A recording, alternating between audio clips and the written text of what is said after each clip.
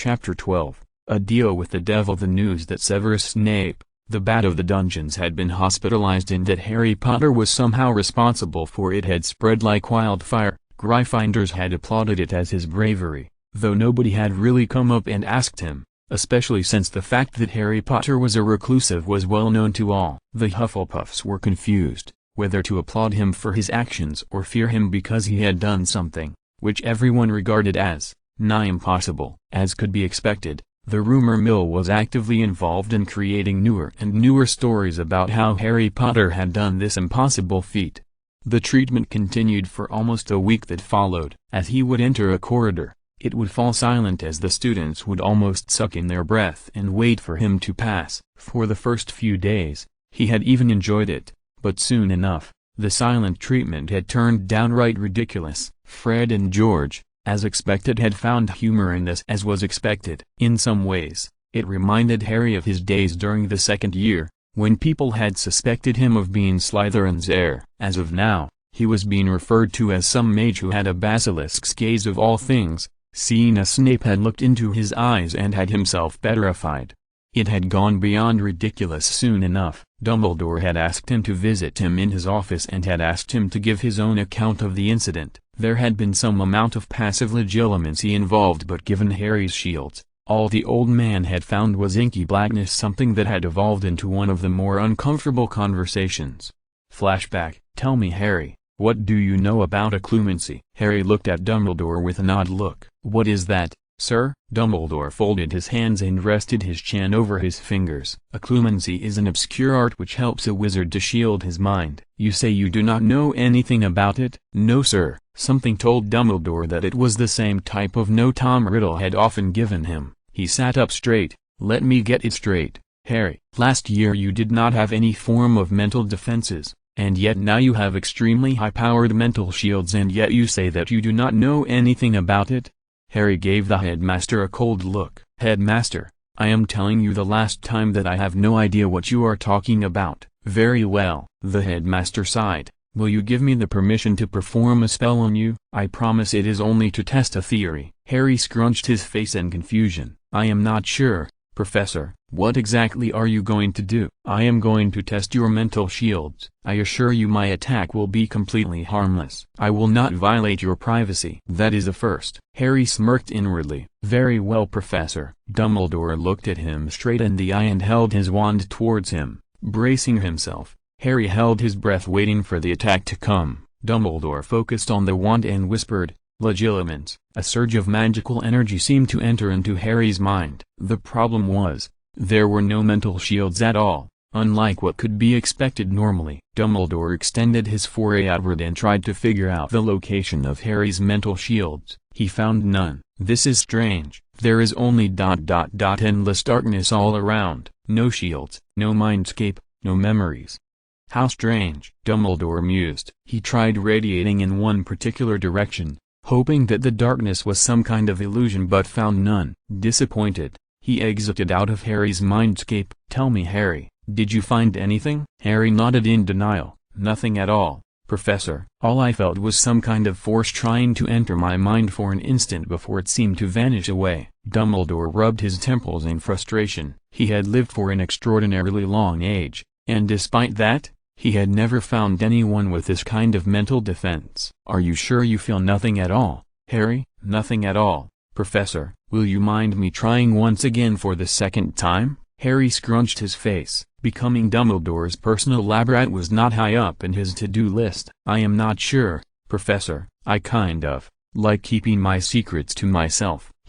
Yes, you are right. My apologies. You may go. Thank you, Professor. I wonder what might have happened to Severus. Dumbledore could not help but muse. End of flashback. The distance between Harry and Hermione had increased much further than either had expected. Needless to say, Harry wasn't going to complain. Ever since his performance had risen, Hermione had drifted away from him. Whenever Harry answered a question, it would erupt a frown in her face. That had given rise to one of the more odd incidents in McGonagall's class. Flashback. Today we are going to learn some basic applications of transfiguration that are applicable in defense and dueling. The headmaster has prevailed upon us professors to include certain aspects of practical defense into our course schedules this year, because of the Triwizard Tournament and its related tasks. From this week onwards, we shall focus on basic animation and inanimate conjuration and how to apply it during a duel. McGonagall lectured to everyone seated in class. "You reckon there will be some kind of dueling event in the tournament?" Tracy whispered. The duo had still not tried to face Potter and talk to him, despite Tracy's numerous trials. Except in classes, no one seemed to have any idea where Potter spent his free time. It was almost as if Potter would vanish away. Tracy had her suspicions about Potter disillusioning himself and spending time in some unused part of the castle. Why he did that, she had no idea, though Daphne had her suspicions. "I don't know, but there is some chance to it though," Daphne whispered back. The raven-haired girl, for all her reclusiveness, was a fearsome duelist. After all, it wasn't just her cold behavior and pretty face, which had got her the Ice Queen moniker. Marcus Flint, Thomas Spelby and many more could stand witness at what would follow whenever someone threatened her. Jonathan Greengrass had made sure that his eldest daughter's wand skills were at par with her cunning. It was not public news, but the elder Greengrass spent her summers in dueling competitions, honing her skill. "You could try and win it, if they allow us to participate, that is," Tracy teased, knowing how good her best friend was with a wand. "I could, but we will have to see." "Look at Potter," Daphne countered, subtly nodding towards the emerald-eyed boy who had his wand laid aside almost casually. McGonagall took the center of the stage and then spoke again. "Defensive and offensive transfiguration require one to cast quickly and efficiently. It takes a lot of practice and honed skill to become a transfiguration master in dueling. Since this is not something one can learn sitting in your chairs, I invite you one by one to come and try defending yourself against my attacks using transfiguration alone." "Anyone?" Harry lazily raised his hand, his wand still lying beside him on the desk in front. The transfiguration professor called him up, and he was almost about to stand when, "Please Professor, I believe I can perform better," Hermione Granger uttered loudly, shocking the class. The brown-haired girl ignored the bitter looks the rest of the class gave her, and looked up at McGonagall, who frowned at her. "Are you sure you couldn't wait, Miss Granger?" Potter here was the first to volunteer. "After all." "Of course Professor, I am sure I will be a better choice. After all, it is not like I cheat and try to better my class performance," Hermione commented snidely, ignoring the odd look Harry was giving her. It was something of an argument the two had some days ago. Harry had finished off his runes and arithmancy homework faster than Hermione, and had refused to show it to her when she had demanded it. Her obvious inference was that Harry was somehow cheating and using others to help to do his work for him. Reasonably, Harry had given her a "you mistake me for someone who gives a damn" look and walked away. McGonagall turned to Harry, who simply shrugged and sat back down. Had Granger looked back, she would have seen Daphne glaring at her with her narrowed eyes, which had turned into slits. She walked out of the row and strode towards the center of the room. McGonagall left the center and stood at a side, ushering her to do the same. "Now I am going to attack you using transfiguration, and you must also defend yourself using the same. All attacks and defenses must be through transfiguration and transfiguration alone. Is that clear, Miss Granger?" she explained sternly. Hermione nodded. This was going to be a walk in the park. After all, she had already read the wand movements and the theory during the summer break and had practiced casting the spells as soon as she had reached school this term. She was confident that she knew at least 8 different defensive strategies and a couple more of the offensive ones. As for casting them, there was nobody better than the smartest witch of the age. McGonagall had herself told her so. McGonagall raised her wand like a conductor's baton and waved it in complex arcs, silently transfiguring the lone book on the table beside her into a killer vine, which shot at her, obviously commanded to incapacitate. Hermione waved her wand and intoned the counter spell loudly, performing the complicated wand movement that was specified in the book. Verdoturgum. A ray of silver light shot out of her wand and hit the vine, slowing it for a moment. The smile had just begun forming on Hermione's face when the vine leaped again, incapacitating and binding her tight. Verdoturgum. McGonagall intoned loudly, for the rest of the class to hear. The vine transfigured back into the book, releasing Hermione back, who dropped down on the floor, much to others' chortling. "Miss Granger, while I admire the fact that you took the initiative to learn the spells before they were being taught, I would have liked it if you would have instead focused your efforts on learning them properly instead of memorizing spells and wand movements." Looking towards the populace, she asked, "Anyone else?" Daphne saw her chance and took it. "Miss Greengrass, would you like a chance?" "Yes, Professor." The black-haired girl strode towards the center, much to Hermione's consternation. She did not notice the curious look of anticipation on Potter's face as she passed him. Teacher and student took to the opposite sides of the room as McGonagall begun. "Transmutare in Vas," she intoned softly, causing the book to transfigure into iron chains and leap towards the black-haired girl, who smartly dodged out of the way and intoned, "Mutata in Speculo." The iron chain stopped midway and transformed into small glass pieces, which floated midway as Daphne cast her second spell, Epigno, causing them to fly at increasing speed towards the professor, who hastily conjured a metal shield to protect herself. "Very good, Miss Greengrass." 15 points to Slytherin for a proper demonstration of a first-year transfiguration spell in dueling. Notice class, Miss Greengrass did not use anything fancy, just a simple first-year transfiguration spell. "Well done." Daphne nodded her head and walked back, making sure she did not look at Harry, who was trying his best not to smirk at her as she walked to her seat. Hermione's face could not do a better imitation of a rather irritated toad, what with the way she was all green with envy. Ron, however, had his usual sneer stuck to his fascia, the very same one that flit into his face whenever an incident dealing with Slytherins happened. "Mr. Potter, still up to attempting?" McGonagall urged. Harry shook his head and walked into the center, much to Hermione's consternation. Standing at one end, he waited for the professor to begin. "Mr. Potter, I would advise you to hold your wand tight. This is a duel after all," McGonagall urged, looking at the casual way his wand was twirling in his hand. Harry observed the sudden smirk flash on Hermione's face, but did not say anything. His posture was deceptively elating what with the way he was twirling his wand in his fingers. However, Daphne knew better not to underestimate Potter. She knew very well that no matter how harmless it seemed, one single flick and a shield could be conjured in an instant. Nothing like a good deception. "After all, this is going to be interesting," she muttered, much to Tracy's surprise. McGonagall waved her wand and the book once again transformed into killer vines, which leapt towards him. Harry focused his magic through his wand and conjured a long blade,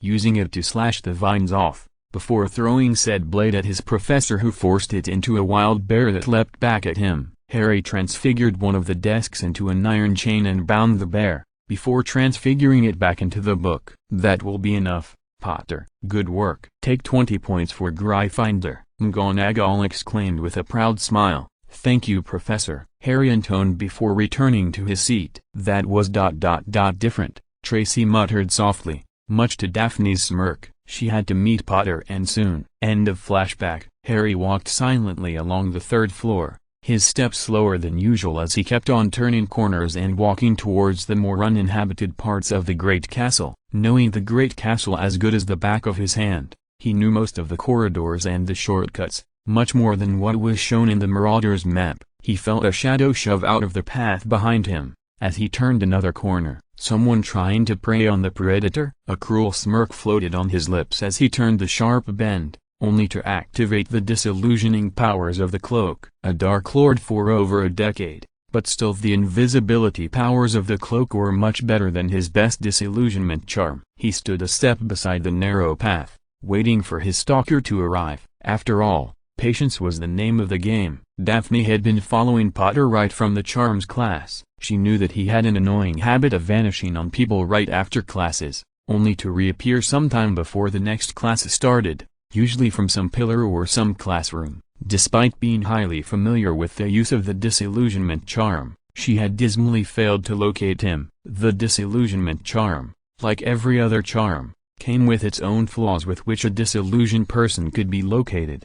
However, it seemed that conventional rules did not apply to Potter, who seemed to be able. Those flaws, either the boy was exceptionally skilled in the charm, or he was doing something else, some kind of perfect invisibility spell from his family library perhaps. She turned the sharp bend and looked ahead. Just like always, Potter had disappeared. Disappointed, she turned back only to stare into the brightest green eyes she had ever seen as she felt a powerful body bind manifest all around her. She tried to scream but no words came out, revealing some kind of privacy ward under effect. Greengrass, you surprise me. Still looking out for trouble? Daphne forced a calm expressionless demeanor on her face as she gathered whatever was left of her inner courage and cunning. Somehow, Potter seemed to do something to her, which made her feel vulnerable. The stoic Ice Queen, the girl feared by all, had an odd tendency to scream her lungs out and run for the hills whenever in close proximity with him. I was looking for you. Harry's face shifted into an odd evaluating expression. And I suppose that Slytherins stalk people whom they look out for? Daphne ignored the vivid taunt in his question and focused on the issue. You are difficult to find. After every class, you just seem to vanish away, though I am not sure if it is a disillusionment charm that you employ. I suppose you have a point, Harry answered offhandedly. What can I do for the Ice Queen? I need your help, Potter. Interesting. Potter gave her a look, something akin to the way a ferocious predator looks at a powerful yet potential prey. Pray tell, what can Harry Potter do for you? I know that you are having some kind of issues with the Department of Mysteries. I know that you are responsible for whatever it is that has happened to Professor Snape. Daphne felt a bit courageous. I kept your secret when Malfoy asked me. Too right you did. His eyes glinted as he looked at her eyes directly. Tell me, Greengrass, what is going to stop me from simply obliviating the shit out of you? Daphne swallowed. Perhaps the blunt interrogation was not that great an idea after all. You could, but I have already taken precautions. And what if I decide to invade your mind, figure out your precautions and then get you a permanent bed beside our illustrious potions master? Daphne gulped. Damn Tracy and damn her ingenious ideas. She knew very well that Potter was deadly. Trying to bargain with him was like trying to bargain with a hungry tiger and stopping it from eating you. She cursed herself for her arrogance. This was a deal with the devil. I did not think that you would do that to me. I kept your secret, and I realized that you could hold it over my head. Harry answered with a soft snarl distinct in his voice. No, I thought that I could use it to gain your trust, and in return, convince you to help you. Harry finished. Help me, Daphne iterated, her voice shaking with fear. He looked at her with an evaluating expression, his passive legitimacy constantly screening her surface thoughts with ease. Fear had a wonderful way of decreasing one's mental defenses, making the victim much more vulnerable to passive legitimacy. Maybe I could use this to recruit her on my side. What do you need, Greengrass? He finally asked.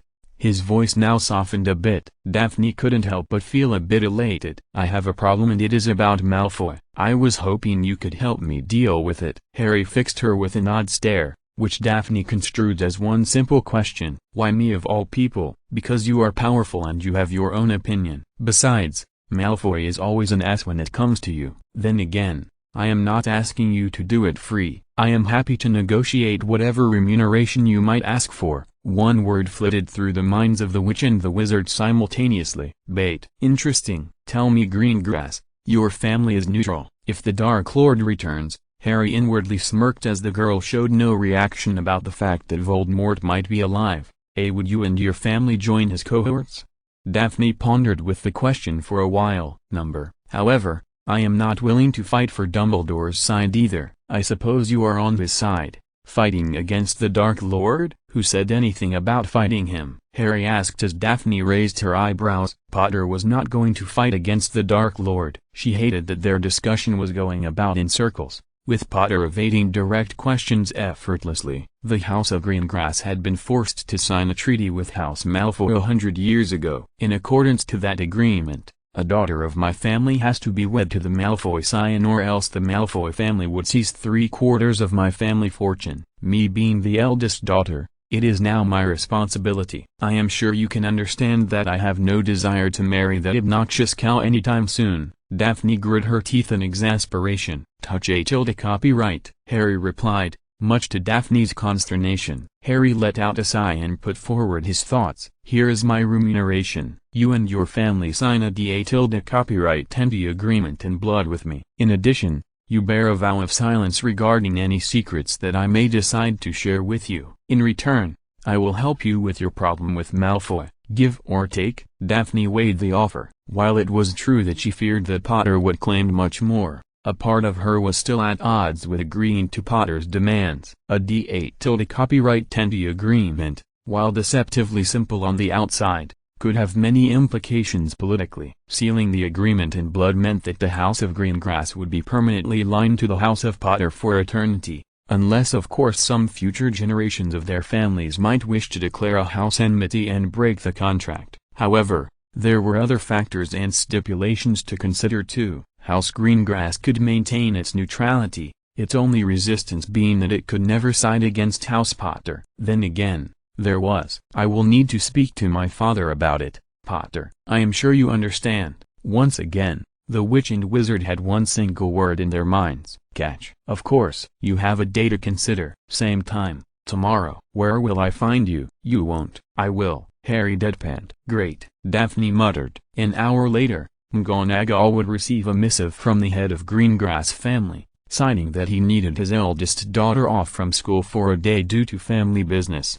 The next day, classroom. Morning class. Moody continued his usual gruff voice as he began his class. Harry as usual was sitting on the side all alone. The class had been for Gryffindors and Slytherins, one of the most famous anomalies in Hogwarts. A Dark Lord for years, and despite all of that, Harry could never figure out why anyone in the right mind would put two antagonistic houses together in a class, which taught dangerous spells. He shook himself off from his reveries and focused on Moody. He had to hand it to Crouch Jr. The man was indeed a professional actor. The style, the gait, the way of movement, everything had been perfectly synchronized. Had Harry not known that this time the Aleister Moody in front of him was real, he would have thought that it was Barty Crouch Jr. Then again, I did kill Junior personally. I would know if the bastard were alive. Dumbledore has ordered that a special class needs to be arranged this year, something beyond the normal curriculum. Moody whipped his wand, and the letters formed on the board. Unforgivables. Any of you lasses and lads know a thing about them? The reaction was fantastic. Just as expected, Hermione Granger had stood up and ranted out how it was illegal to learn Unforgivables, only to stop midway through her diatribe because Moody had silenced her. When he further informed that the class was optional and that the weak-willed were free to leave, a grudging Hermione Granger forced herself to sit back down, much to the chortling of the Slytherins. There are 3 specific curses termed as Unforgivables, completely forbidden to cast, irrespective of your social or political position. Casting any of the unforgivable curses on anyone is a direct ticket to Azkaban. Even during the last Wizarding War, Usherers were not allowed to cast any of them. He paused to allow the class to absorb everything he said, using the time to look over at the facial expressions of his students. Most of the faces were filled with astonishment and puzzled curiosity. He cast a quick glance at the Potter boy, only to find him looking straight at him with the utmost attention. So can any of you name the 3 curses? My father told me about one. The Imperious Curse. Ron Weasley muttered out, his face holding an expression of surprise as if he had been surprised that he had actually answered a question. Correct in one, Weasley. Your father would indeed know about that. Gave the Ministry a lot of trouble in the days after the war. Ron looked a bit piqued but smiled and sat down. Moody took out one of his jars and levitated out a rather large spider. Ron recognized it as one of those large spiders, Acromantula they were called, the ones he had faced with Harry in his second year, although this one was quite small comparatively. He cast a quick glance at Harry and found him looking sharp at the spiders. Moody pointed his wand at the spider, and intoned loudly, Imperio. The spider suddenly went all relaxed. Then, as if it was some puppet of some sort, it began dancing on the desk. Almost laughed at the situation, save Harry. He had more than enough experience to understand what it meant. Total control. Intoned Moody loudly. It is fun, isn't it? I wonder how many of you will continue your mirth when I cast it on you. You can't do that, it is illegal, squeaked Hermione. Moody gave the girl a sharp stare. Miss Granger, please, get out of the class. Hermione squeaked in shock. What? I said, please get out, unless you want to be the first one to experience the Imperio from my wand. Hermione nodded primly and walked out. Now, any other remaining here who would like to lecture me about the ethics of unforgivable curses? None? Good. Let's continue. Harry's mind wandered to his past, especially towards one of his more Personal researches on the Imperius Curse. The Dark Lord Potter had come up with his own version of the Imperius, one that was much less susceptible to flaws and even lacked the cloudy eyes, which was a sure way to track whether a victim had been Imperiused or not. The Coercitio Imperium Curse. The Dark Lord Potter had kept powerful figures at the ICW under his direct control for over a year before leading the attack that obliterated the entire structure. It was one of the curses, whose use was restricted to members of his own circle. Nobody else knew about the particular curse. Now I shall begin to put each and every one of you under the curse. If you don't have any defense at all, you won't face any intrusions and will simply become a mindless puppet for me. If you have even the slightest form of mind defense, then you will face an intrusion into your mind, which will efficiently try to convince you to do whatever I order you. This is funny for me and exhausting for you. The key to winning the battle is to irritate me to death by resisting my commands. So who will be my first guinea pig? The entire class looked blankly at him. Finally, Seamus Finnegan stood up. Good to see some Gryffindor bravery, although bravery is perhaps the nicest synonym for stupidity. Several of the Slytherins laughed. Go Seamus! Dean and Ron cheered him back. Seamus walked out to stand in front of Moody, who quite inelegantly whipped his wand and intoned, Imperio. Seamus's eyes dazed. This was going to be interesting.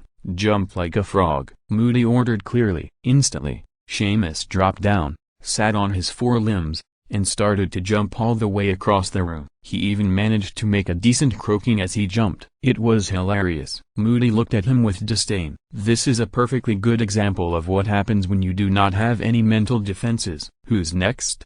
He asked, freeing Seamus from the effects of the curse. The next 30 minutes were quite funny. Neville had walked up, asked Millicent Bulstrode, and danced a waltz all across the room. Tracy Davis and Lavender Brown both had a great time exercising and jumping over the benches. Daphne had some resistance, but on further forcing, even she had started to meow like a kitten. Potter, you are next, barked Moody. Harry stood up, and much to Moody's amusement, the class fell silent. As per his knowledge, Potter was a kind of enigma, powerful in his own right, and a recluse. He was also a suspect in whatever had befallen Severus Snape, but knowing that son of a bitch, Moody suspected that the Death Eater was not completely innocent in the incident.